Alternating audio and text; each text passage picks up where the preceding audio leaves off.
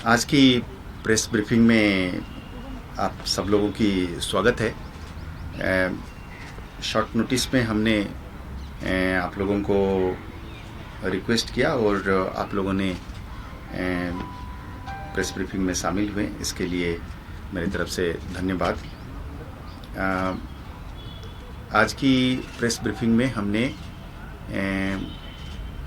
एक important security development, एक step जिसको हमने उचित समझा कि पब्लिक डोमेन में लाया जाए, वो ये है कि हम सब लोगों को जैसे पता है कि ड्रोन की जो चैलेंज है, ड्रोन के जरिए पिछले दिनों में बहुत भारी मात्रा में पाकिस्तान से arms, ammunition, ID, cash, narcotics, ये सब कॉन्ट्राबैंड्स जो है आया है और उसके एक चैलेंज, एक नेशनल लेवल की एक सिक्योरिटी थ्रेट बन के उभर रहा है या उभर रहा था। अभी भी वो चैलेंज जारी है। उस सिलसिले में पुलिस ने सीआईडी और जम्मू जोनल पुलिस मिलकर इन्होंने एक बहुत प्लान्ड तरीके से कई सारे लोग जो ये ड्रोन डिलीवरी को रिसीव किए हैं राजौरी ज़िले में, इनको आइडेंटिफाई करा है और इनके खिलाफ केस रजिस्टर कर इनके घरों में कोर्ट वारंट के साथ और पूरी प्रोफेशनल तरीके से इनके घर सर्च हुए हैं। ये पिछले 48 घंटे के अंदर करीब 10 जगह पे ऐसे सर्च हुए हैं। 7 लोगों को हमने आइडेंटिफाई करा है, जिन लोगों ने मतलब 100% जब हमको पता चल गया कि इन लोगों ने ड्रोन, पाकिस्तान से आए हुए ड्रोन से सामान को रिसीव करा है। तो इनमें से 3 लोगों को हमने ऑलरेडी अरेस्ट कर चुके हैं। इसमें सीआईडी काउंटर इंटेलिजेंस जम्मू की केस स्पेशली रजिस्टर्ड है, पर इसकी कोऑर्डिनेशन और इसकी ग्राउंड लेवल की इंटेलिजेंस दोनों मिलके करा है। और आज के दिन में जो एविडेंस के तौर पर जिनको हिरासत में ले लिया गया है वो गुलशन नाज हैं। ये पाया गया कि वो पुराने जो ऑलरेडी अरेस्टेड यूएपीए में बहुत मशहूर हो गए, मतलब इल फेमस जिसको हम कहेंगे, ताली शाह की बीवी हैं। ये इन्होंने काफ़ी सारे सामान, ड्रोन से आए हुए सामान को रिसीव करा है। ये कोटरंका के रहने वाली हैं, राजौरी के। दूसरे जो अरेस्टेड पर्सन हैं वो है इम्तियाज़ अहमद। ये मोहम्मद लिंठा के बेटे हैं और ये लारकुटी कोटरंका का रहने वाला है, राजौरी का। ये भी ड्रोन के सामान को रिसीव करने के एलिगेशंस में इनको भी अरेस्ट किया गया है। तीसरा बंदा जो है वो आबिद शाह है। ये हकीम शाह के बेटे हैं और बुद्धल, राजौरी के रहने वाले हैं। इनके खिलाफ भी सबूत आ चुके हैं और ठोस सबूत आने पर जब घर पे सर्च हुआ तो इनके इलेक्ट्रॉनिक और डिजिटल एविडेंस मिला, जिसमें हमें ये पक्का पता चला कि जिस तरीके से इन्होंने पाकिस्तान के साथ बात करते थे और सामान को रिसीव करने के बाद इन लोगों ने आगे भी इसकी डिस्ट्रीब्यूशन की लूप में इन्होंने रोल अदा करी है। इन्वेस्टिगेशन जारी है और सरप्राइज मेंटेन करना लाजमी है। कोई भी इन्वेस्टिगेटिंग एजेंसी या पुलिस इस पे एक एहतियात बरतता है। तो आज के दिन में ये इन्वेस्टिगेशन में इन लोगों के आगे के जो फॉरवर्ड लिंकेजेस हैं, इन लोगों ने जो पैसे बांटे हैं उन लोगों को भी निशानदेही चल रहा है। लाखों के हिसाब से पैसे आए हैं और इन पैसों को इन्होंने छोटे छोटे रकमों में आगे बहुत सारे लोगों के बीच में बांटा हुआ है तरह तरह के काम के लिए। पर अभी ये पूरी इन्वेस्टिगेशन जारी है, किसको पैसे किस लिए दिया गया है ये इन्वेस्टिगेशन की अभी भी सब्जेक्ट मैटर है। तो शॉर्टली मैं रिपीट करूँगा कि इसमें ये सारा जो इसमें OGW की कैटेगरी में ये लोग आएंगे, ये लोगों को चलाने वाला मास्टरमाइंड जो है वो मोहम्मद कासिम है, अलियास सलमान अलियास सुलेमान, इसी तरीके के नाम से जाना जाता है।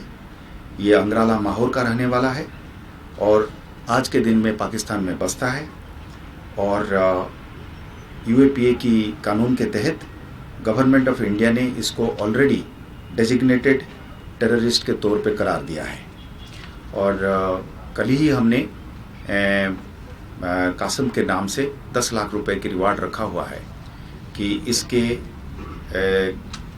सारे करतूत के बारे में और इसके साथ तमाम लोग जो मुलव्वस है इसकी नेट में, क्योंकि ये एक मास्टरमाइंड के तौर पे उभर के आ रहा है कि राजौरी और पुंछ में भारी पैमाने पे हथियार भेजना, गोला बारूद भेजना, पैसे भेजने, कैश भेजने, नारकोटिक्स, इस सब की जो है नेटवर्किंग कासिम ने चला रखा है।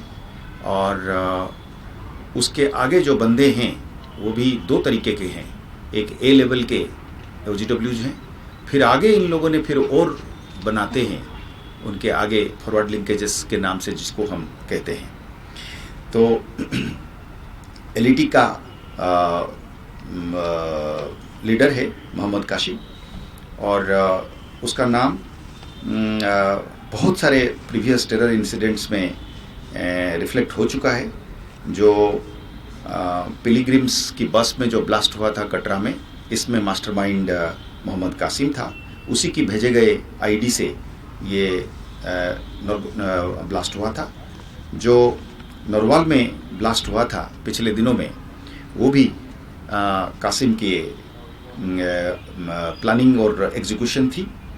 और अभी भी वो लगातार इलाके में वल्नरेबल यंग पर्सन्स को, नौजवान लोगों को बरगला के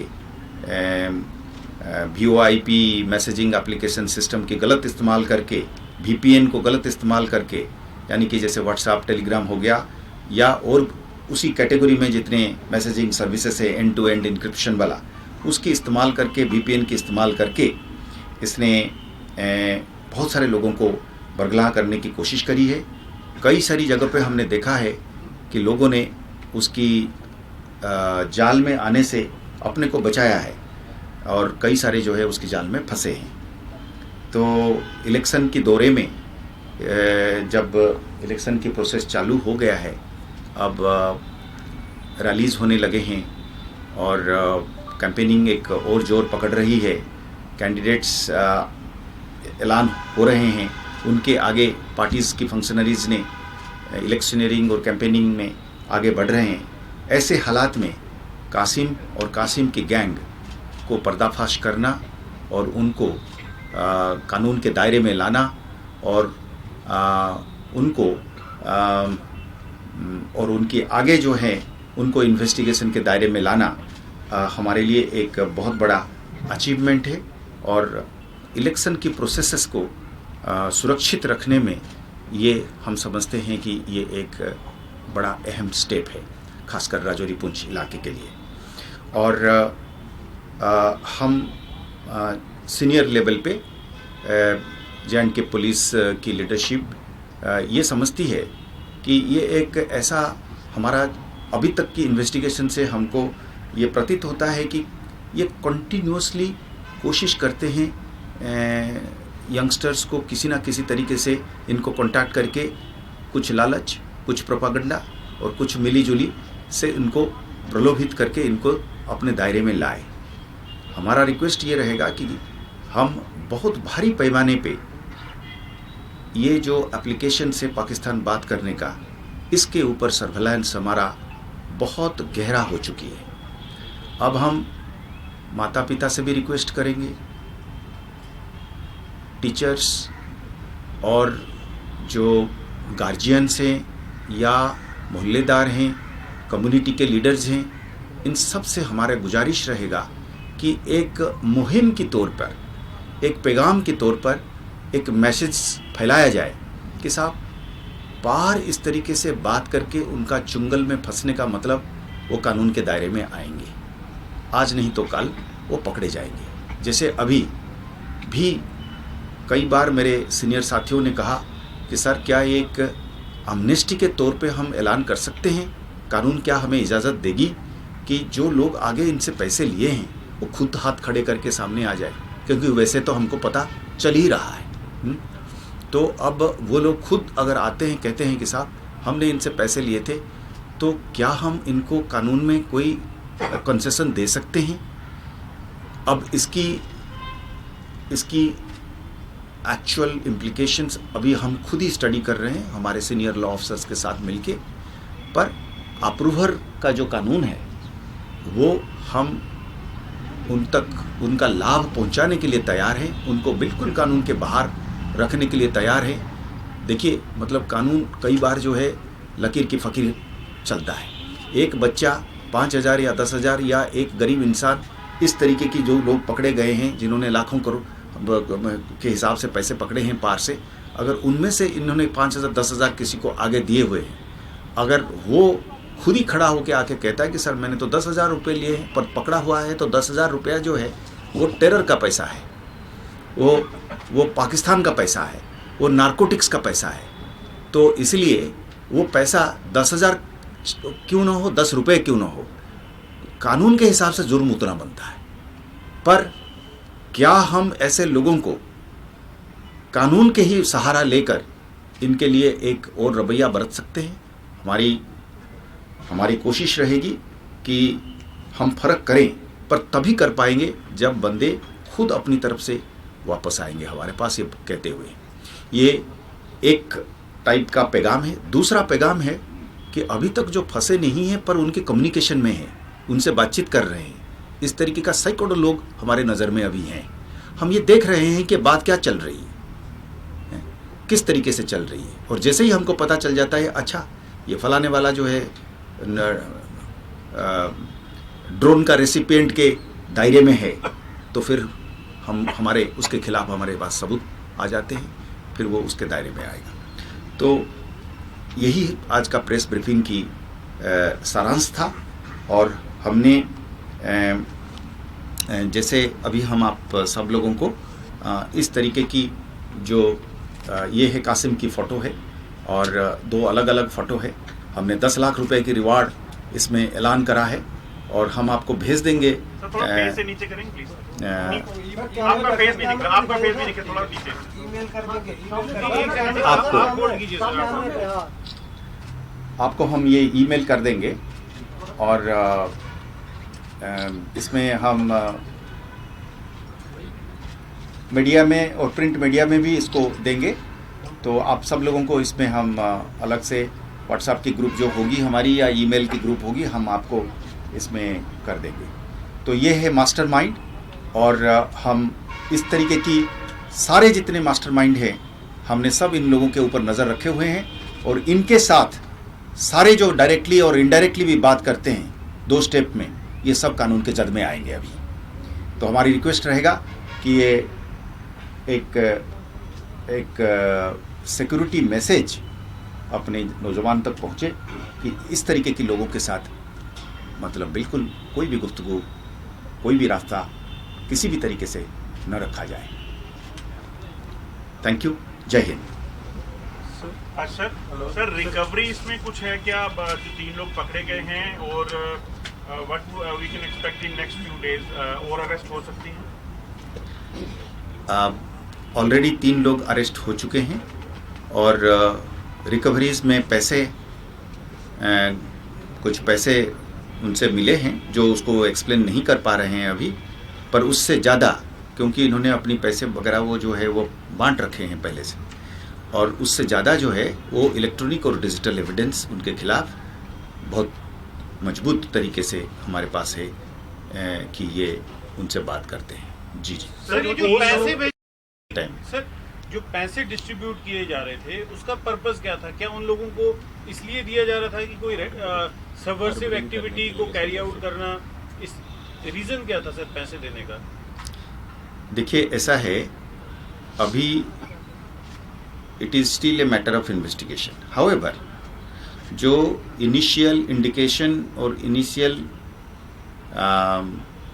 क्लूज आए हैं वो ये हैं कि ये लोग एक wide range of support base तैयार करते हैं अपना लॉजिस्टिक्स को आगे करने के लिए। जैसे किसी से सिम कार्ड हासिल करनी है तो पहले पैसे दे के रखो, जैसे किसी से गाड़ी यहाँ से वहाँ तक ले जाना है उसको पैसे दे के रखो, घर पे हार्बरिंग करना है, छिपाना है, ऑलरेडी छिपाया हुआ है वो इन्वेस्टिगेशन में आया तो उसको कंपेंसेशन दे रहे हैं, किसी की बंदा ऑलरेडी जेल में है उसकी वकालत की खर्चा देनी है तो ये पैसा वहीं से आ रहा है। इस तरीके का आइटम्स जैसे मैंने आपको कहा ये सब इन्वेस्टिगेशन में अभी आ रहे हैं एक एक करके। सर, जो 3 लोग अरेस्ट हुए हैं और 7 आइडेंटिफाई हुए हैं, क्या उनमें से कोई जम्मू कश्मीर की सरकार में काम करता है? अभी इसकी इन्वेस्टिगेशन शायद चल रहा है, मैं यकायक शायद न बता पाऊँ इस वक्त। मे बी नेक्स्ट फेज में जब ये इन्वेस्टिगेशन आगे बढ़ेगा तो हो सकता है। उसमें से 3 अरेस्ट हुए, टोटल 7 हैं, उनमें से 3 अरेस्ट हैं। जो नाम आइडेंटिफाई किए गए, नाम जैसे कि लश्कर का आतंकी है, लगातार ये कोशिश कर रहा है को बेच रहे हैं। क्या जो लोग पकड़े हैं ये पता लगा है कि उसने घुसपैठ भी करवाई है, आतंकी घुसपैठ करने में कामयाब रहे हैं? कोई अगर आप फिगर शेयर करें मौजूदा समय में जम्मू कश्मीर में कितने आतंकी सक्रिय हैं और राजौरी कुछ में कितने हैं, क्या कुछ इस फिगर आप शेयर करना चाहेंगे? कुछ जानकारी मिली है कि आतंकी घुसपैठ कर चुके हैं? ड्रोन से जो सामान आता है वो ज़्यादातर डायरेक्टली कनेक्टेड नहीं है इन्फिल्ट्रेशन के साथ। ड्रोन का इस्तेमाल होता है कि सामान पहले भेज दो, सामान की स्टोरेज हो जाए, हथियार, गोला बारूद और पैसे, और फिर एक अलग से जब इन्फिल्ट्रेशन हो जाता है तो उनको मुहैया करा जाए।